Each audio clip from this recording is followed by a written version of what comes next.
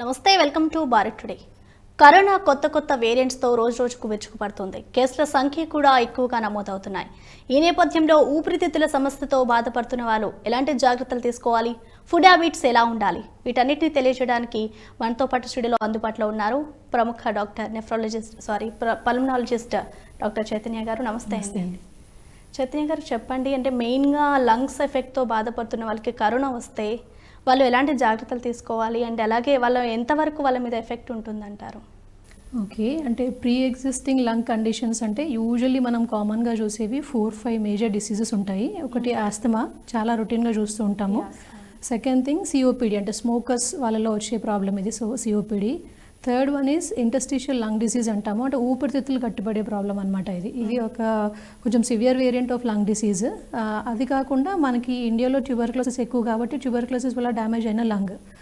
And fifth one is లంగ్స్లో ఏమైనా holes కానీ అట్లా ఏమైనా ఉంటాయి.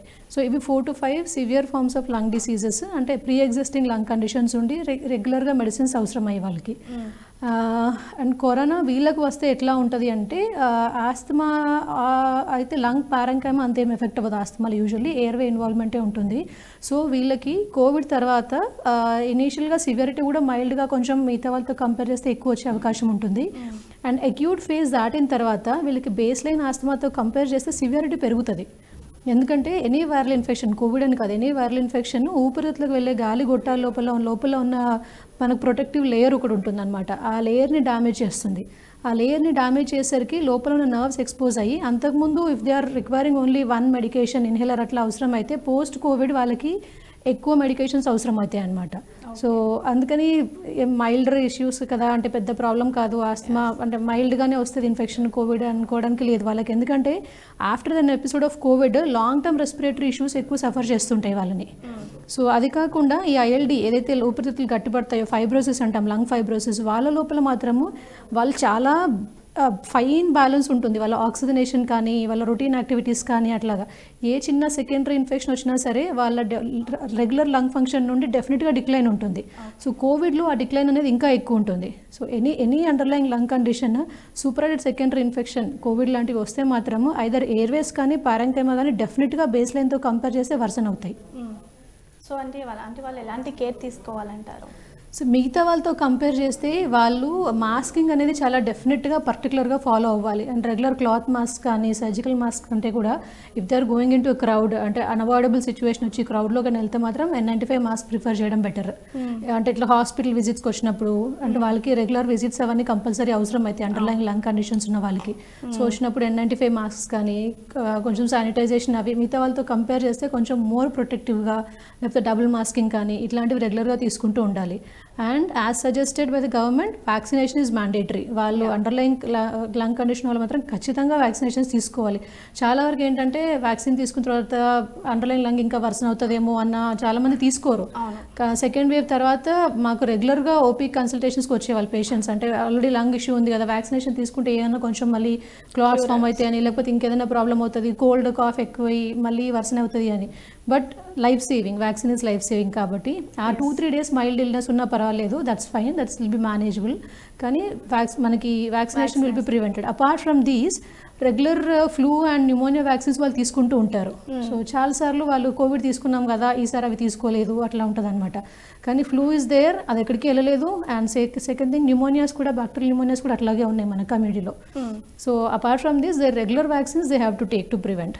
సో ఒకటి మాస్కింగ్, వాళ్ళ వ్యాక్సినేషన్, అండ్ రెగ్యులర్ చెకప్, వాళ్ళ లంగ్ ఫంక్షన్స్ రెగ్యులర్గా చెకప్ చేసుకుంటూ ఉండాలి. ఎందుకంటే సీజన్ కూడా అపార్ట్ ఫ్రమ్ కోవిడ్, ఫ్లూ కూడా చాలా ఎక్కువ ఉంది ఇప్పుడు లాస్ట్ 2-3 months నుండి. So we don't know which infection patient is having. So regular checkup, regular lung function check చేసుకోవడం, మెడికేషన్స్ ఏమైనా ఉంటే ఆల్టర్ చేసుకోవడము, ఇవి చూసుకుంటూ ఉండాలి. ఎస్, అలాగే ఈ లంగ్స్ ప్రాబ్లం ఉన్న వాళ్ళకి కరోనా వస్తే, అంటే వచ్చిన తర్వాత లంగ్స్ ట్రాన్స్ప్లాంటేషన్ చేసుకోవచ్చు అంటారా? మనకి కోవిడ్ వచ్చిన తర్వాత ఇనీషియల్గా ఎర్లీగా ఒకవేళ అండర్లైన్ లంగ్ ఇష్యూ లేకున్నా సరే, సెకండ్ వేవ్లో మనం చూసాం చాలామంది పేషెంట్స్, ఈవెన్ యంగ్ పేషెంట్స్ చాలా సివియర్ న్యూమోనియాస్ వచ్చి అండర్లైన్ రిస్క్ ఫ్యాక్టర్స్ లేకున్నా సరే బాగా సివియర్గా వచ్చి వెంటిలేటర్ మీదకి వెళ్ళి. సో ఎట్లా అంటే మనం ట్రాన్స్ప్లాంట్ ఎప్పుడు చేస్తాము అంటే, transplant is indicated in certain cases. ఎప్పుడైతే పేషెంట్ ఫస్ట్ ప్రజెంట్ అయినప్పుడు రెస్పిరేటరీ ఫెయిల్యూర్లో ఉంటారో, రెస్పిరేటరీ ఫెయిల్యూర్ నుండి మనం 4 to 6 weeks టైం ఇవ్వాలి లంగ్ హీల్ అవ్వడానికి. ఆన్ స్టాప్ రెస్పిరేటరీ ఫెయిల్యూర్ అంటే, రెస్పిరేటరీ ఫెయిల్యూర్ అంటే బాడీ ఆక్సిజన్ తీసుకోలేకపోవడము. అంటే ఆ పేషెంట్కి బయట నుండి మనం అడిషనల్ ఆక్సిజన్, ప్లెయిన్ ఆక్సిజన్ కాకుండా additional high level of oxygen like ventilator support అట్లా స్టార్ట్ చేస్తున్నాము అనుకుంటే, ఆ వెంటిలేటర్ సపోర్ట్ స్టార్ట్ చేసినప్పటి నుండి we have to give 4 to 6 weeks for the lung to heal. So ఈ లోపల లంగ్ కొంచెం హీల్ అవుతుంది, మిగతా ఆర్గన్స్ ఏమీ ఎఫెక్ట్ లేవు, డ్యామేజ్ లేవు, ఓన్లీ లంగ్ మాత్రమే ప్రాబ్లం ఉంది అనుకున్నప్పుడు ఈ 4 to 6 weeksలో మనం ఎట్లా మేనేజ్ చేసుకోవాలంటే పేషెంట్ని బాడీలో మిగతా ఆర్గన్స్కి వెయిట్ కూడా ఆక్సిజనేషన్ తగ్గకుండా చూసుకోవాలి. సో అది మనం ఎట్లా ఇస్తాము అనేది depends on the patient's condition. Ventilator ద్వారా ఇస్తామా, ఒకవేళ వెంటిలేటర్ ద్వారా 100% ఇచ్చినా కూడా పేషెంట్ టాలరేట్ చేయలేకపోతే ఎక్మో ద్వారా ప్రొవైడ్ చేస్తామా అనేది బేస్డ్ ఆన్ ఈ సిచ్యువేషన్ విల్ డిసైడ్ అనమాట. సో 4 to 6 weeks టైంలో if patient oxygen requirement is coming down either through the ECMO లేకపోతే వెంటిలేటర్ మీద కూడా అయితే వీ కెన్ వెయిట్. అంటే we can wait that patient's lung మళ్ళీ స్లోగా రికవర్ అవుతాయి అన్నట్టు we can wait and we can do that. But ఒకవేళ after 4 to 6 weeks also patient condition is not improving, is still requiring high oxygen, మిగతా organ functions అన్ని బాగున్నాయి, అప్పటికి secondary infections ఏం రాలేదు. అంటే వెంటిలేటర్ పైన ఉంటే యూజువల్లీ సెకండరీ ఇన్ఫెక్షన్స్ చాలా ఫాస్ట్గా వస్తాయి, ఎక్మోలో ఇంకా ఎక్కువ ఉంటాయి. సో సెకండరీ ఇన్ఫెక్షన్స్ ఏం రాలేదు, ఆ ఇచ్చే మెడికేషన్స్కి రీనల్ ఫెయిల్యూర్ కానీ మిగతా ఆర్గన్స్ ఏం ఎఫెక్ట్ అవ్వలేదు, ఇవన్నీ ఉండి ఆ టైంకి after 4 to 6 weeks he should have a good muscle power. ఎందుకంటే మనం ట్రాన్స్ప్లాంట్ చేసేది patient without oxygen support walk చేయడానికి. ఒకవేళ patient is not walking there is no point in doing a transplant. So patient muscle power కూడా బాగుండాలి. అంటే he should be active, he should understand that ఆయన procedure వెళ్ళాలి అనుకుంటున్నారు patient అనేది పేషెంట్కి అర్థం అవ్వాలి, కాన్షియస్గా ఉండాలి. సో అండ్ పేషెంట్ పవర్ బాగుండాలి, మీతో ఆర్గన్ సిస్టమ్స్ ఇన్వాల్వ్ అవ్వకూడదు. అప్పుడు అండ్ ఓన్లీ లంగే ఇష్యూ ఉంది, మనం ఆక్సిజన్ తగ్గించుకోలేకపోతున్నాము, 6 weeks అయింది, 8 weeks అయింది, ఇంకా ఇంప్రూవ్ అవ్వట్లేదు అనుకుంటే definitely there is a scope for transplant. Okay అండి, మనకి కాలర్ లైన్లో ఉన్నారు. హలో, నమస్కారం అండి. నమస్తే శ్రీనివాస్ గారు, డాక్టర్ గారితో మాట్లాడండి. నమస్కారం డాక్టర్. యా చెప్పండి. హలో చెప్పండి శ్రీనివాస్ గారు చెప్పండి. మేడం, ఇప్పుడు తరచుగా కొంతమందికి మామూలుగా నడుస్తుంటే ఆయాసము అలాంటివి వస్తూ ఉంటాయి కదా, అలా మార్నింగ్ టైం వాకింగ్ వెళ్తూ ఉంటారు. ఇప్పుడు ఈ టైంలో కరోనా ఎఫెక్ట్ అయినప్పుడు ఎలాంటి జాగ్రత్తలు తీసుకుంటారో దాని ఇష్యూస్ ఎలా వస్తాయి? అంటే ఆయాసం ఎందువల్ల అనేది చూసుకోవాలండి. మామూలుగా అయితే ఎగ్జర్షనల్ డిస్నీ అంటారు దీన్ని. అంటే నడుస్తే ఆయాసం యూజువల్లీ కొన్ని కండిషన్స్లోనే వస్తుంది. అది ఎందుకు అనేది ఫస్ట్ ఎవాల్యుయేట్ చేసుకోవాలి. అంటే మనకి 5 systems ఎఫెక్ట్ అయితేనే నడుస్తుంటే ఆయాసం వస్తుంది. ఒకటి ఫస్ట్ ప్రైమరీగా ఊపిరితిత్తుల్లో ప్రాబ్లం ఏంటి అనేది చూపించుకోవాలి. ఒకవేళ ఊపిరితిత్తులు నార్మల్గా ఉన్నాయి అంటే హార్ట్ ఏమైనా ప్రాబ్లం ఉందా, నడిస్తే ఎందుకు ఆయాసం వస్తుంది చెక్ చేసుకోవాలి. థర్డ్ వన్ అనీమియా, అంటే హీమోగ్లోబిన్ తక్కువగా ఉన్నా కూడా నడిస్తే ఆయాసం రావడము, అలసట రావడం ఇవన్నీ ఉంటాయన్నమాట. And fourth any other organ involvement like liver failure కానీ కిడ్నీ ఫెయిల్యూర్ కానీ. సో మేజర్ ఆర్గన్ ఇన్వాల్వ్మెంట్ ఏదైనా ఉంది అంటేనే నడిస్తే ఆయాసం వస్తుంది. ఇవి మేజర్ ఆర్గన్ ఇన్వాల్వ్మెంట్ ఏం లేకుండా కూడా నడిస్తే ఆయాసం వస్తుంది అంటే మాత్రం పాసిబిలీ డిస్యూజ్, అంటే వాళ్ళు అంతకుముందు ఎక్కువగా నడవకపోవడము, అలవాటు లేకపోవడము అట్లా ఉంటుంది. సో సెకండ్ థింగ్ ఏంటంటే నడుస్తున్నారు అంటే ఇంతకుముందు వాకింగ్ చేసిన దానికంటే ఇప్పుడు నడిస్తే ఆయాసం పెరుగుతుంది అనుకుంటే ఆక్సిజన్ లెవెల్స్ చెక్ చేసుకోవాలి. అట్ రెస్ట్ పేషెంట్ కూర్చున్నప్పుడు after walking for 6 minutes brisk walking కొంచెం ఫాస్ట్గా నడుస్తూ 6 minutes తర్వాత ఆక్సిజన్ లెవెల్స్ చెక్ చేసుకుంటే ఆక్సిజన్ లెవెల్స్ ఏమైనా తగ్గుతున్నాయి నడిస్తే అంటే మాత్రం డెఫినెట్గా లంగ్ ఇష్యూ ఉంటుంది. సో అప్పుడు ఇమీడియట్గా పల్మనాలజిస్ట్ కన్సల్ట్ చేసుకొని ఏంటి మెడిసిన్స్ అంత ప్రాబ్లం ఏంటి అని ఐడెంటిఫై చేసుకోగలగాలి. సో అదర్వైజ్ ఆర్గానిక్ కాజ్ ఏం లేదు, ఓన్లీ నడిస్తే ఆయాసం వస్తుంది అంటే రెగ్యులర్ వాకింగ్ తోటి అది ఇంప్రూవ్ అవుతుంది. బట్ రెగ్యులర్ వాకర్స్ ఎట్లాంటి జాగ్రత్తలు తీసుకోవాలి అంటే మాత్రము మనం మాస్క్ అయితే పెట్టుకోలేము వాకింగ్ అప్పుడు, ఎందుకంటే ఇట్ విల్ బి అంటే మోర్ ఎఫర్ట్ ఎక్కువ పడుతుంది పేషెంట్కి అంటే విత్ మాస్క్ వాక్ చేయడానికి. సో అగైన్ మనం వాట్ ఎవర్ పాసిబుల్ కోవిడ్ పీక్లో ఉన్నప్పుడు మాత్రం to walk inside the house, బయట నడిచేదే ఇంటి పైన డాబా మీద కానీ అట్లా విత్ ఇన్ ద ప్రెమిసెస్ నడుచుకోవడం బెటర్. అంటే బయట ఓపెన్ ఎయిర్లో వెళ్ళి అనవసరంగా secondary infections or if it is an isolated place అక్కడ మనకి బాగానే డిస్టెన్స్ ఉన్నది వేరే వాళ్ళతో పాటు కంపేర్ చేస్తే అంటే they can walk regularly. Yes, అలాగే కొంతమందికి కరోనా వచ్చిన తర్వాత లంగ్స్ అనేవి దెబ్బతిన్న సందర్భాలు కూడా ఉన్నాయి. సో అలాంటి వాళ్ళు ఎన్ని మంత్స్లో క్యూర్ అవ్వచ్చు అంటారు? సో డిపెండ్స్ ఆన్ సివియరిటీ అండి. ఇప్పుడు మైల్డ్ ఇన్ఫెక్షన్ వచ్చింది అని అంటే లంగ్లో మనకి సిటీ కేటగరైజేషన్ కూడా మైల్డ్, మోడరేట్, సివియర్ ఉంటుంది. సో మైల్డ్ ఇన్ఫెక్షన్ వచ్చింది అంటే యూజువల్లీ వాళ్ళు 2 weeksలో symptoms will settle down, they will be fine as such. అంటే నార్మల్ వాళ్ళకి సేమ్ సిమ్టమ్స్ సేమ్ ఉంటుంది అంటారా? అంటే మీరు అనేది ప్రీ ఎగ్జిస్టింగ్ లంగ్ కండిషన్ ఉన్న వాళ్ళ లోపల కోవిడ్ వస్తే ఎంత టైం పడుతుంది అనేది. సో మైల్డ్ ఇన్ఫెక్షన్ ఎవరికైనా మైల్డ్గానే ఉంటుంది. సో వీళ్ళకి సిమ్టమ్స్ కొంచెం సివియర్గా ఉంటుంది, టైం కొంచెం ఎక్కువ పడుతుందేమో తగ్గడానికి, కానీ సిటీలో మైల్డ్ ఇన్వాల్వ్మెంట్ ఉంది అంటే మాత్రము they usually recover. Moderate to severe involvement ఉన్నప్పుడే ప్రాబ్లం అవుతుంది మనకి, ఎందుకంటే మోడరేట్ ఇన్వాల్వ్మెంట్ ఉన్న వాళ్ళకి ఐసీయూ అవసరం ఉండదు, బట్ హాస్పిటలైజేషన్ అవసరం ఉంటుంది. సో మనము యాంటీవైరల్స్ అవన్నీ పెట్టుకుంటాము. కొంతమందికి 1 to 2 liters of oxygen requirement ఉంటుంది. Few people without any issues will come out, but 50% వాళ్ళకి మాత్రం ఆఫ్టర్ డిశ్చార్జ్ కూడా will be requiring oxygen. 1 to 2 liters of oxygen ఒక 3 to 4 weeks అట్లా ఉండి మెల్లిగా ఆక్సిజన్ రిక్వైర్మెంట్ తగ్గుతుంది అనమాట. సివియర్ వాళ్ళకి మాత్రము లంగ్ ఫంక్షన్ ఇంప్రూవ్ అవ్వడానికి ఈజీగా 5 to 6 months పడుతుంది.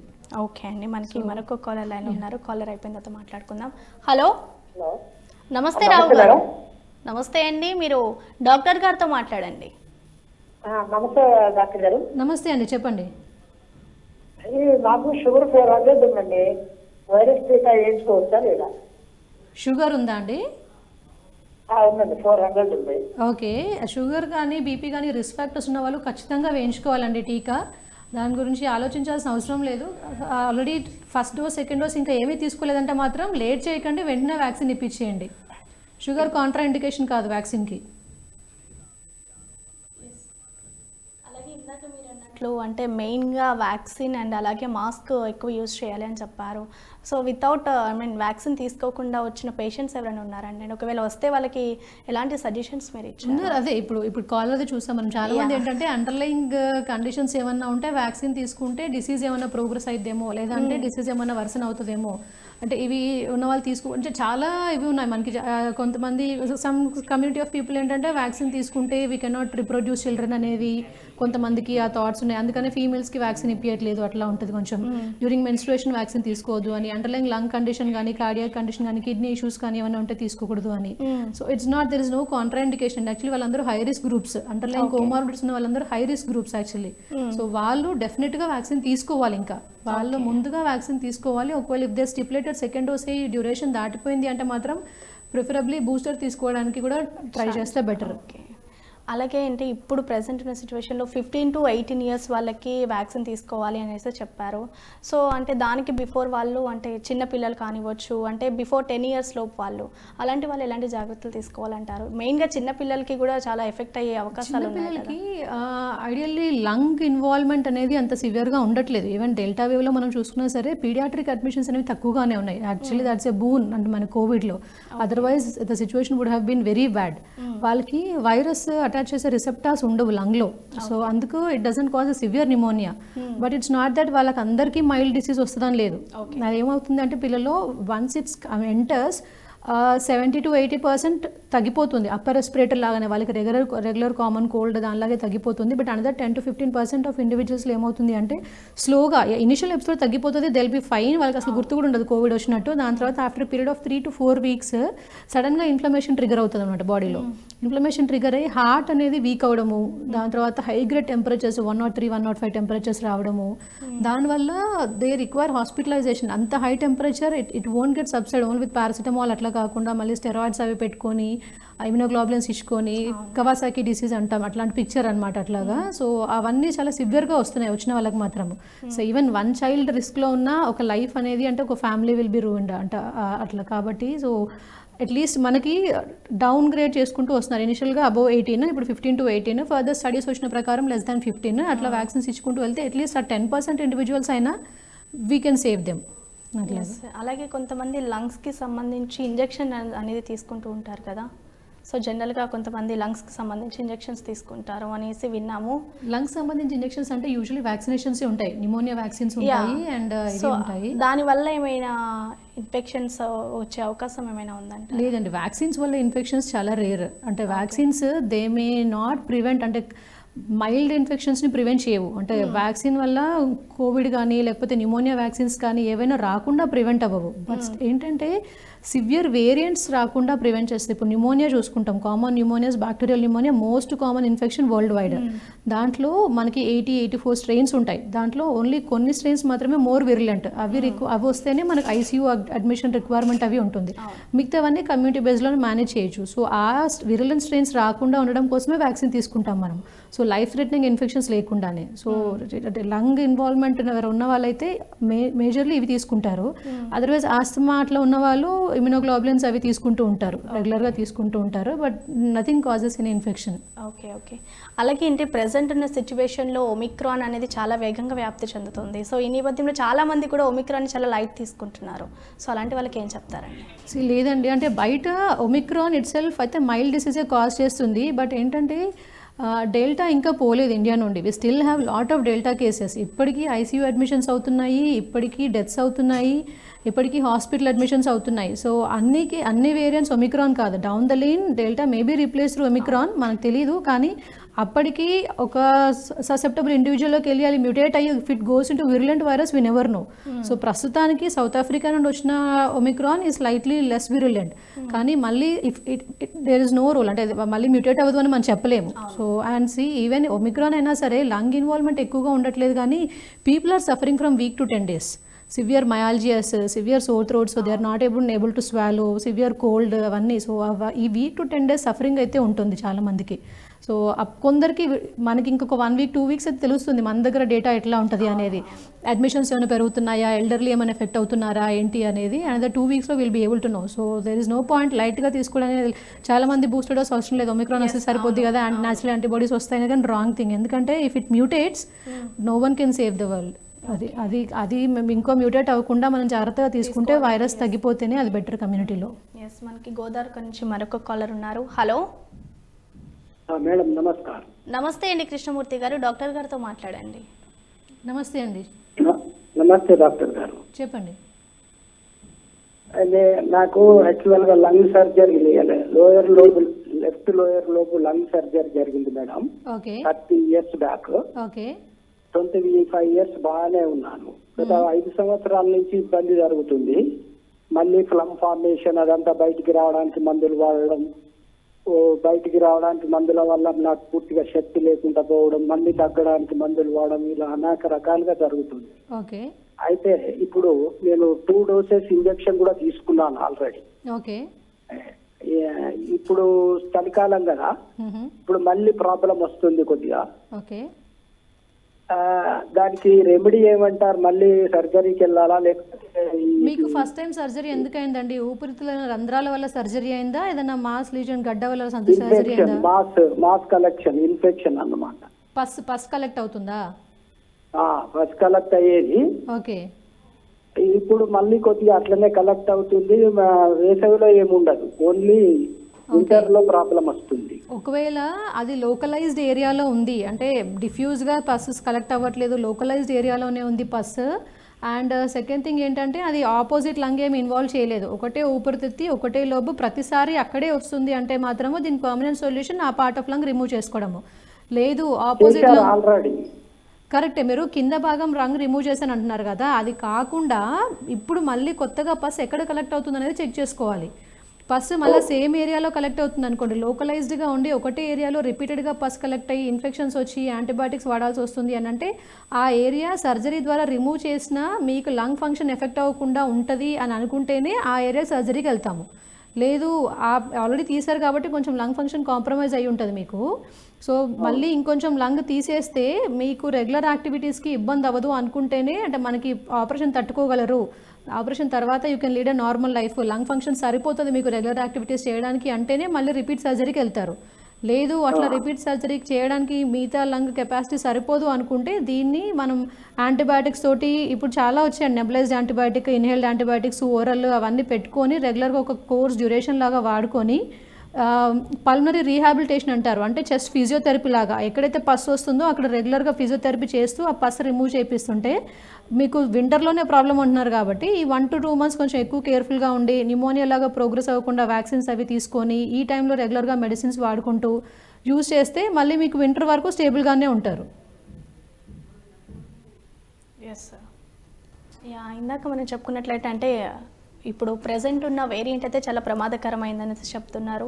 సో లాస్ట్ 2 వేరియంట్స్ చూసుకున్నట్లయితే మనము ఆక్సిజన్ కొరత కానీ బెడ్స్ కొరత అయితే చాలా ఎక్కువగా అయితే చూసాము. సో ఇప్పుడున్న వేరియంట్తో అలాంటి ప్రమాదాలు మళ్ళీ వచ్చే అవకాశం ఏమైనా ఉందంటారా? ఉంటుందండి. అంటే ఇఫ్ వి నెగ్లెక్ట్ డెఫినెట్గా మనం ఒకవేళ లేదు ఇది మైల్డ్ డిసీజే, మనం వెళ్ళిన ప్రాబ్లం లేదు, without masking we can go out అనే ఫాల్స్ అజంప్షన్స్లో ఉండి if you start partying around, ఎక్కువ గ్యాదరింగ్స్ చేసుకోవడం కానీ ఇవన్నీ చేస్తుంటే డెఫినెట్గా ఇఫ్ మ్యూటెంట్ అక్కర్స్ అప్పుడు లాస్ట్ టైం కంటే సివియర్గా వేరియంట్ స్ప్రెడ్ అయ్యే ఛాన్సెస్ ఉంటుంది.